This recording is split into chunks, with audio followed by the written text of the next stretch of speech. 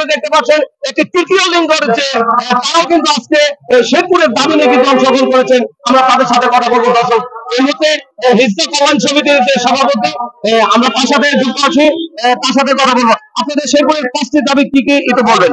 আমাদের শেরপুরের যে আমাদের আপনারা জানেন যে ইতিমধ্যে জানেন আমাদের শেরপুর বাংলাদেশের মধ্যে 64টা জেলার মধ্যে আমাদের শেরপুর অবহেলিত একটি জেলা।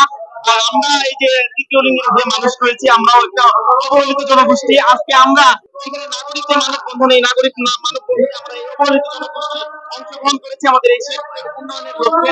আমাদের শেরপুরের মানুষের প্রাণের দাবি ছিল আমাদের শেরপুরের রেল লাইনের ব্যবস্থা, আমাদের শেরপুরের মেডিকেল কলেজের ব্যবস্থা, আমাদের শেরপুরে কৃষি ইনস্টিটিউটের ব্যবস্থা। আজকে দেখেন আমাদের শেরপুরে এই আমাদের শেরপুরে পাই, আমরা যে আমাদের এই শেরপুরে অনেক কর্মসংস্থানের ব্যবস্থা হবে, বেকারত্ব দূর হবে। এই কর্মসংস্থানের সুফল আমরা যে জনগোষ্ঠী আছি, আমরাও এর অংশীদারিত্ব হতে পারি।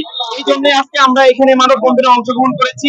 আমরা এখানে একতা প্রকাশ করেছি যে আমরা এই অবহেলিত জনগোষ্ঠী, আমাদের শেরপুরের উন্নয়ন হলে আমাদের এই শেরপুরের অবহেলিত জনগোষ্ঠীর ইনশাআল্লাহ উন্নয়ন হবে।